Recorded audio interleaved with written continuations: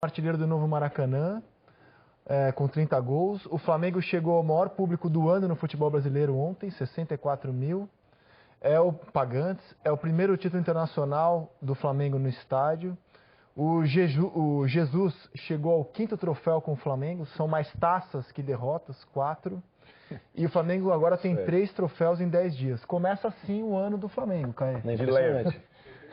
Mais taças que derrotas é uma frase. Tem mais taças que derrotas. Ele perdeu só 4 partidas. 4 derrotas. Pro Emelec, pro Bahia, pro Santos, aquela que já era a última rodada, e pro Liverpool, que foi prorrogação.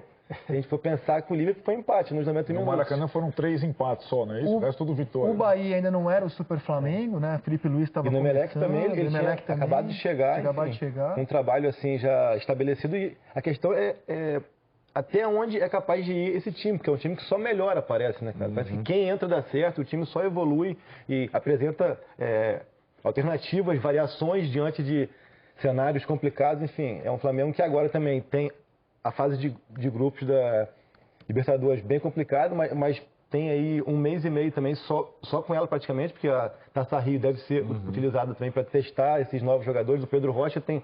Se o Mister tem mais títulos do que derrotas, o Pedro Rocha tem 3 títulos e nenhum jogo, em 1 minuto. Mais títulos que minutos jogados. Ainda tem contratação para fazer o Flamengo? Eles vão buscar uma opção para o Rafinha, até porque ontem o próprio Rafinha disse que jogou machucado, porque não tem um reserva à altura, tem ali o João Lucas, que é um patamar abaixo, usando o termo do Flamengo ali, então eles vão buscar sim um nome para lateral direita. Mas de resto é esse elenco mesmo, tá bem consolidado, bem fechado. E é isso aí, eles brincam muito do 2 de 7, né, na temporada, é isso? Sim, já ganhou a Supercopa, já ganhou a Recopa. Alguém não coloca o Flamengo como grande favorito do Campeonato Carioca? Não, impossível. Alguém não coloca o Flamengo como grande favorito da Copa do Brasil? Eu acho que é o menos, sabia? Porque é naquele mês que você tem Brasileiro, Libertadores e Copa do Brasil. Normalmente fica em então plano. Quem é o favorito se não é o Flamengo? Putz, quem tiver menos compromissado, não sei, tiver alguém melhor. Alguém não coloca o Flamengo como favorito a Libertadores e ao Campeonato Brasileiro? Não, é o principal. E até pela maneira... ele é o favorito a tudo que ele disputa esse ano. Parece ser, cada vez mais parece ser impossível ganhar do Flamengo. Brasileiro, eu acho que dá para... Possível também você já forçou. Não, mas parece. Brasileiro, eu acho que dá pra claro que o futebol, principalmente no mata-mata... falar que é muito difícil não ganhar o brasileiro. Eu acho que brasileiro, eu acho de todos o mais provável. Né? O Flamengo é campeão da América, gente. É natural que ele seja favorito a qualquer torneio que ele disputa. Como o River ainda há pouco era.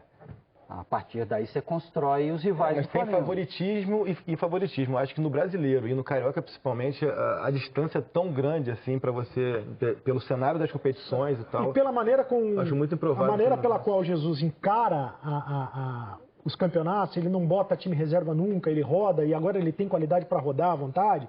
Ele tem condição de ganhar tudo. Se vai ganhar tudo é outra história. Não acabou fevereiro e o Flamengo já tem a tríplice coroa. Né? Que ganhou a Taça Guanabara, se você conquistar como troféu, também tem e não acabou fevereiro ainda. É por isso que o Arnaldo tem razão. O principal adversário do Flamengo esse ano é a seleção brasileira. É a seleção brasileira. É a seleção brasileira. O Gerson falou depois do jogo sobre as situações que o Jesus treina com o elenco do Flamengo. Vamos ouvi-lo. É um jogo muito difícil. Acabamos perdendo um jogador ali. Mas o Mister também treina a gente às vezes com um a menos, justamente para quando acontecer isso a gente tá preparado. A gente sabia que seria um jogo difícil, mas o time soube suportar a pressão do adversário, soube se fechar e quando teve a chance de fazer os gols, conseguimos fazer e matar o jogo. O Flamengo, na verdade, deveria ser obrigação de todo técnico, né? Treinar o time com a menos, né? A gente vê muito pouco treino hoje em dia, né? É bem difícil, mas é isso. Assim, mas isso eu confesso, também a gente fica muito admirado com tudo que o Jesus faz, mas isso confesso que deveria ser obrigação. É uma prática mais comum, né? De qualquer técnico, né? Treinar o time com 10 jogadores. Mas a forma como o time se comportou ontem, para mim, chamou muito a atenção. Como que o Arrascaeta e o Ribeiro mudaram de posição para ajudar mais defensivamente, como que o Thiago Maia e o Gerson saíam para caçar, como que o Gabriel se conseguiu lidar bem com a questão de atuar ali no meio de 3 zagueiros, de 3 defensores, um volante, 2 zagueiros, assim. Acho que o time, com um a menos, conseguiu ser muito maduro e muito autossuficiente. Isso que impressionou muito. Não teve aquele desespero de ter que se retrancar, de ter que se fechar, só para evitar o gol. Foi um time que continuou tentando jogar, claro, com menos posse de bola pela questão mesmo do Del Valle, repito, ser um time muito bom e estar ali buscando um resultado, mas é um time muito... Acho que a palavra é maduro mesmo, de saber lidar com situações diferentes e saber buscar soluções ali dentro do jogo. Eles mesmos, entre si, parecem saber como buscar essas soluções. Para ser justo, para também não parecer que o Jesus, apesar de ser, para mim, disparado o melhor treinador no continente hoje, em 2002, o Arnaldo Ribeiro estava lá, não sei se ele tem essa informação, mas eu lembro de jogadores da seleção comentando que o Filipão treinava a seleção para situações como essa, de atuar com 10.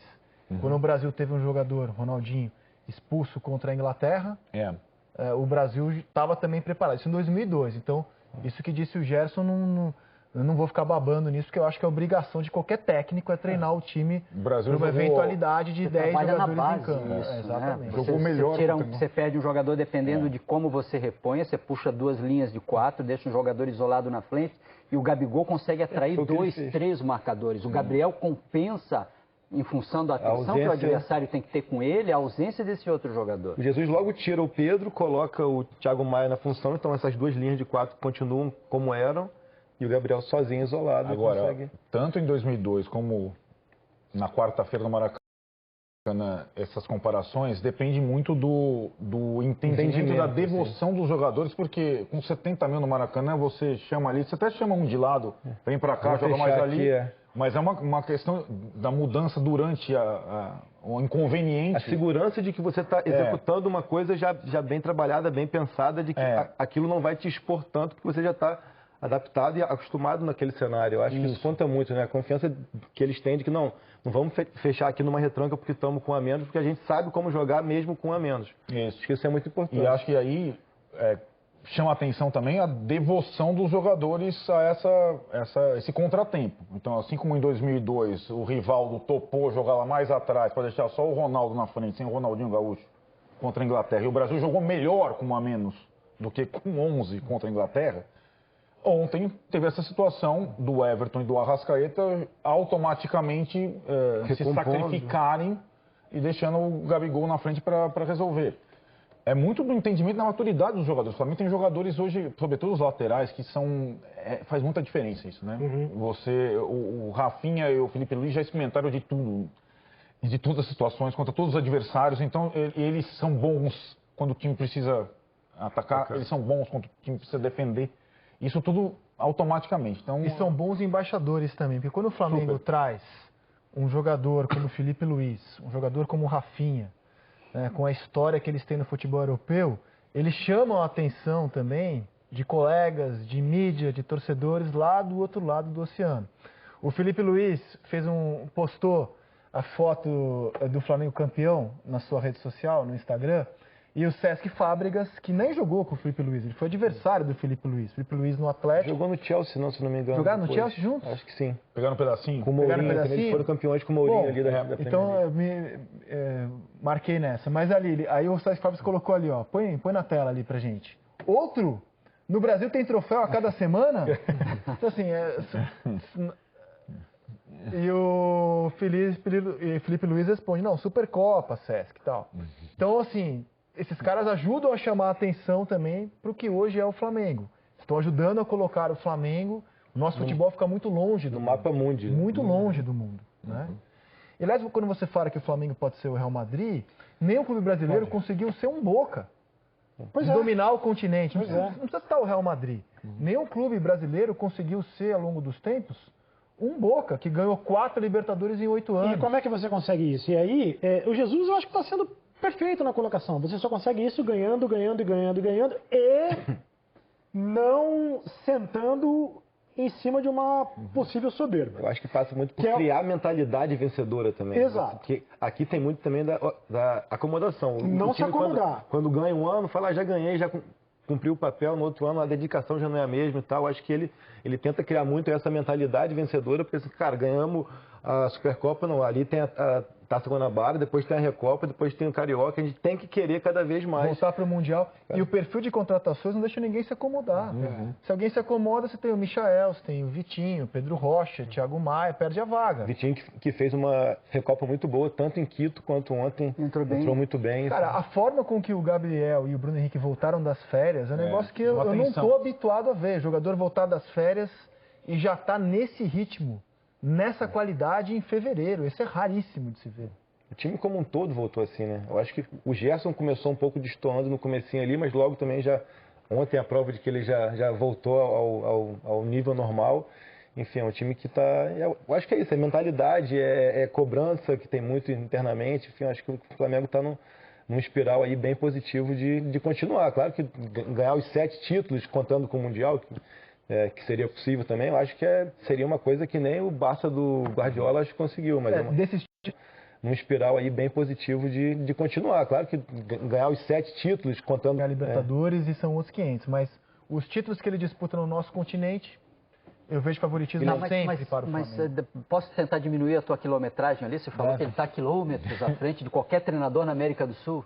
Eu vejo o trabalho... Não tem um Galhardo assim... eu acho o Galhardo muito bom, mas eu não consigo ver o River jogar... Não tem um Osório assim, mais ou menos? Nossa. O Osório eu acho que já tá no... Não, sabe o que eu acho? Respeito muito o Galhardo, mas eu não vi o River Plate jogar a qualidade de jogo que o Flamengo joga. Mas eu acho que o River Plate... E vamos lembrar o seguinte, o Galhardo não ganhou o Campeonato Argentino. Tudo bem, mas só ganhou a Libertadores. Rodadas de ganhar. Mas eu acho que a missão dele era sobretudo as questões internacionais, também por carência do clube, mirando Boca. Então o River foi atrás das coisas do Boca, e o seu principal rival. O Galhardo, ele busca esse ano o primeiro título argentino. O River Plate contra o Flamengo fez uma partidaça. Ele teve o lapso que a gente viu. Faltou 2 minutos. Quantos lapsos na quarta-feira? Lapso do Real Madrid, lapso do Fluminense de Feira, lapsos...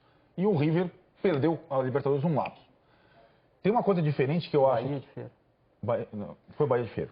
A coisa, eu acho que diferente... porque não temos nenhum Boca no futebol brasileiro, é que normalmente o São Paulo, por exemplo, foi bicampeão da Libertadores e quase foi perdeu a final. Nos pênaltis, né?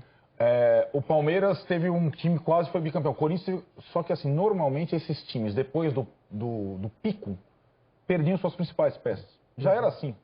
Então o São Paulo foi campeão em 92, Raí já não estava lá depois. E aí vai acontecendo isso. O preço do sucesso. O preço do sucesso. O futebol brasileiro foi... sobretudo depois da Lei Pelé, tendo essas situações de o time, você forma um timaço, o seu principal jogador vai sair no ano seguinte. Mas o River não perdeu tanto, né? Olha, o River perdeu gente pra caramba. Mas quem? Foi a cada ano, o Pete Martinez. A cada ano vai, até por mercado sul-americano muitas vezes. Eu acho que o trabalho do Galhardo é muito bom. Eu também acho o trabalho do Galhardo muito bom. Só que assim, o Galhardo perdeu uma semifinal de Libertadores, como é que chama o time que o Grêmio bateu? Time pequeno. Lanús. Eu não imagino o Flamengo perdendo uma semifinal. Não, também não. O Galhardo, esse ano, ele tá no River há 4, 5 anos, né? 5 anos. É o primeiro título que ele vai ganhar esse ano, se for campeão mesmo. Os outros ele ficou bem longe, né? Ele priorizou a Copa Libertadores e deixou o Campeonato Argentino de lado. Ele perdeu na semifinal do Mundial. Eu não consigo imaginar o time do Flamengo perdendo uma semifinal de Mundial. Então eu acho o Galhardo excelente técnico, e acho que o trabalho dele à frente do River é muito bom. Só que eu não consigo imaginar o Flamengo do Jesus tendo os tropeços que o River do Galhardo teve. Sim, eu também não imagino, mas eu acho que o Flamengo do Jesus tem jogadores de um quilate diferente. O River não vai conseguir contratar o lateral do Bayern de Munique e do Atlético de Madrid, que estão jogando lá. Não vai conseguir manter um dos principais jogadores do futebol brasileiro aqui por mais uma temporada. Manter um 11 de um ano para o outro é uma coisa raríssima. Raríssimo. O Flamengo manteve, o Mari saiu apenas. Saiu uma... Não, o Jesus tem esse mérito, ele tira muito de muito. Isso, é isso aí. Ele tira muito de muito, ele faz os caras jogarem muito bem. Esse é um bom ponto. Volta à discussão do começo do programa, se o time jogaria sem o Jesus. Se o time é tão bom assim por causa do Jesus, ou se o Jesus é tão bom assim por causa do time. Né? Essa é a pergunta do biscoito, né? Ou da bolacha, dependendo de que lado da ponte aérea você tá. Eu falo assim, numa boa, quando o Jesus veio, eu não tinha noção de que ele era tão bom.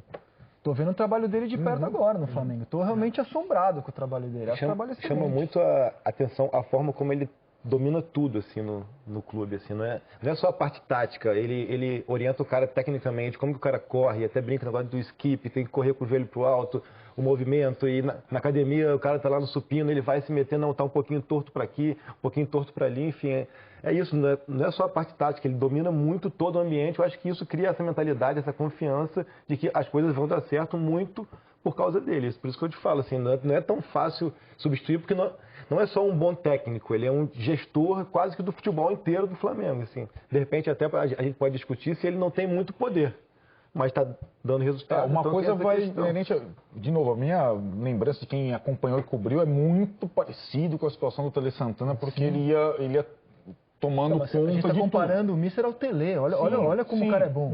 Pelas características, dentro de campo, pelo cuidado fora. Me chama muito a atenção como ele trata os jogadores mais complicados, tira tudo mais complicados, de difícil comportamento. Gabigol e Gerson. São os mais complicados, em termos de... E assim, né, foram aqueles que... O Gerson voltou um pouco fora de forma. O Gabigol tomava muito cartão. Tal. Ele toma conta, ele consegue ser firme nas orientações e, ao mesmo tempo, quando tem o resultado, ele vai e faz a comemoração do Gerson. Ele tira a foto com o Gabigol. Ele fez também faz no seu... Entendeu? Ele fez um ano de trabalho dele? Não, parece que faz então, 5. E sabe o que eu acho, assim, assombroso? Porque eu acho que sempre os jogadores têm mais méritos do que os técnicos, essa é a regra. Mas você tem alguns treinadores que são capazes de trabalhos muito autorais, muito inconfundíveis. O Pepe Guardiola é um cara que chega num clube como o Bayern, de um ano para o outro você já vê a diferença absurda do futebol do cara, ainda que ele não ganhe a Champions League, ganhe só a Bundesliga. É um trabalho muito autoral do Pepe Guardiola. O Jesus, acho que é o dono de um trabalho autoral também. O time do Flamengo é um time autoral. Eu acho que não é sempre que o time do Tele, a gente fala o São Paulo do Tele, a gente fala o Barcelona do Guardiola e do Messi. Eu acho que a gente vai falar por muitos anos do Flamengo do Jesus também. Sem dúvida. E vamos mostrar um resumo do que disse o tão elogiado português. O Lino tá me olhando com cara feia, porque ele acha que eu tô bajulando demais o Jorge Jesus. Eu acho que às vezes a gente faz um mau jornalismo. A gente deveria questionar um pouco mais, tentar entender mais. Me ajuda a questionar o quê do Jesus? Será que um dos preços dessa visão totalitária não é justamente isso?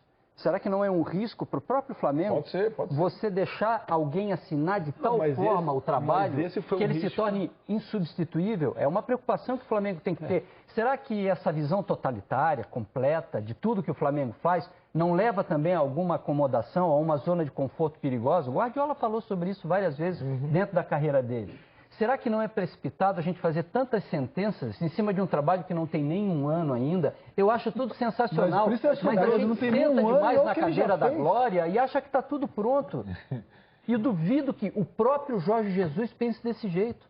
Ele próprio deve estar questionando o trabalho dele, querendo sair de zona de conforto, exigir mais dos jogadores, mas a gente coloca eles num trono onde eles se tornam insuperáveis, onde nada mais pode ser feito. Será que é assim? Mas eu acho que é performance, é resultado, enfim, é tudo que ele apresenta nesses 9 meses. Ou somos nós que somos incapazes de questionar o trabalho de alguém que está vencendo? Mas hoje o trabalho do vencedor é inquestionável. Na hora que ele tomar uma pancada, a gente vai estar preparado? Não. Semana passada, eu e Arnaldo aqui, eu e Arnaldo nessa mesa. Demais, Não. Eu e Arnaldo nessa mesa aqui, eu e Arnaldo.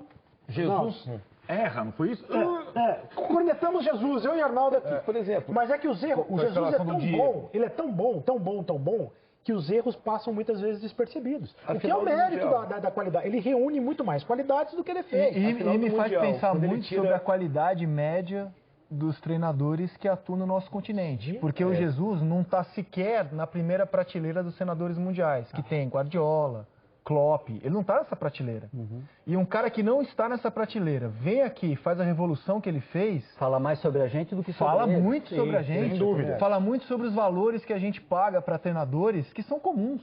E a gente paga 800, 900 mil, a gente os clubes, né? Exato. 800, 900 mil reais, multa rescisória de 1,5 milhão para treinadores que são comuns.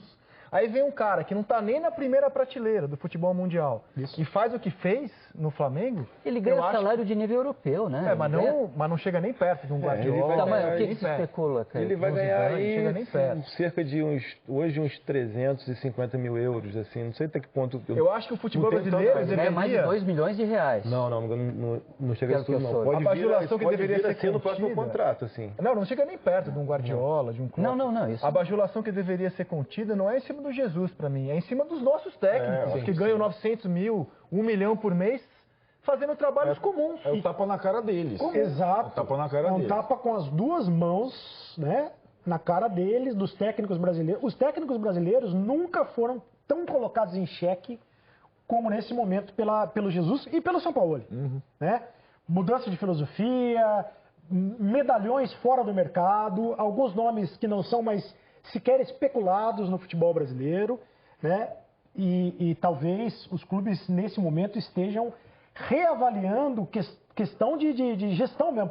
Por que pagar tanto dinheiro para determinados técnicos para não dar resultado? Uma coisa é você pagar tudo isso para o Jesus e dar o resultado. Outra coisa é pagar... Sim, para fazer trabalhos comuns. Medianos. Tem uma coisa que você pode criticar o Jesus. O vapo dele não ficou legal, não. Não é bom de vapo-vapo. O vapo dele é nota 7, vai. Aí, 6,5. O vapo dele, aí, ó. O vapo dele não tá. Não é perto do meio tímido, né? Isso aí não dá. Aquilo ali não executa ninguém. No máximo quebra corrente aqui só. Vamos ouvir o Jesus, depois do jogo, um resumo do que disse o português que tem mais taças que derrotas à frente do Flamengo. A equipa, aqueles primeiros minutos e últimos minutos da primeira parte, ela posicionava-se bem para em termos de organização defensiva, mas não era capaz de sair, estava uma equipa nervosa, estava uma equipa sem qualidade e sem talento técnico-tático para poder, quando reparássemos a bola, ferir o adversário, impor respeito ao adversário. E estava desejoso que não sofrêssemos golo até ao intervalo e que chegasse ao intervalo. E ao intervalo falei com eles, fiz-lhe ver que é verdade que estávamos a jogar com menos um jogador, mas se fôssemos uma equipa taticamente bem posicionada, isso não se ia notar. Podia-se notar na nossa primeira fase de pressão que não estava lá o avançado. De resto, mais nada podia alterar a nossa forma de jogar, que foi sempre aquela que nós jogámos. A reverência dos jogadores, eu já tive a oportunidade de dizer que eu nunca tive uma aproximação tão grande a uma equipa como aos jogadores do Flamengo. Nunca partilhei tantas emoções e tanta amizade com uma equipa que compartilho com eles e que eles partilham comigo. Eles ensinaram-me isso. Nós somos uma equipa que também, pelo facto de estarmos em todas as decisões, fomos habituados a conviver com esta pressão, e esta pressão nunca é maior que a nossa emoção e que a nossa paixão e que a nossa confiança do que a equipa do Flamengo, e por isso nós normalmente saímos vencedores.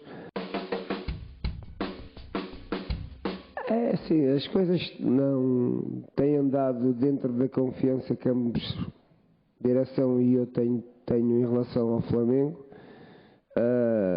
Eu não me quis nunca participar diretamente nessa ação. Tenho as pessoas que são as primeiras pessoas a falarem por mim para depois eu tomar a minha decisão, porque sou sempre eu que tomo as minhas decisões, nunca ninguém toma as minhas decisões.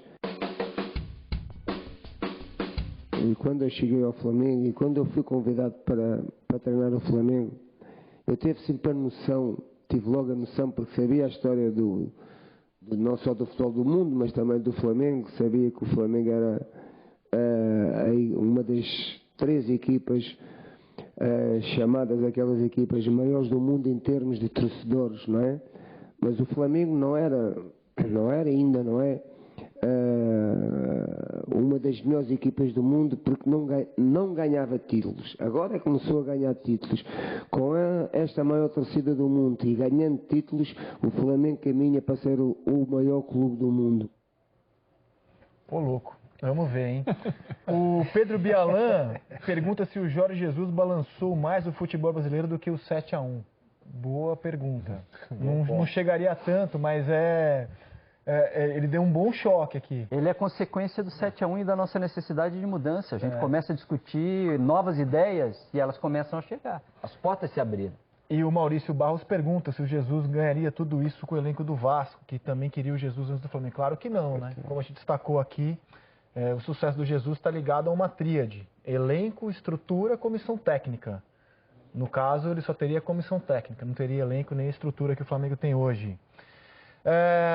Vamos algo mais do Jesus ou passamos para outros jogos de Libertadores? Essa questão de maior do mundo eu acho bem interessante, assim, que até para explicar o que ele fala, né? Porque ele fala muito da questão de como, do alcance de torcida, ninguém se compara ao Flamengo, na opinião dele. Ele não leva em conta mercado asiático, mercado americano, pelo país e pela dimensão, mas fala do lance de títulos, que também gera muita polêmica. Eu acho interessante esse argumento dele, porque de 92 a 2019, foram 4 títulos conquistados pelo Flamengo, para valer mesmo, a gente pode dizer. São 2 Copas do Brasil, um brasileiro, aquele do Adriano, e uma Mercosul, que na época nem era tão badalado como hoje.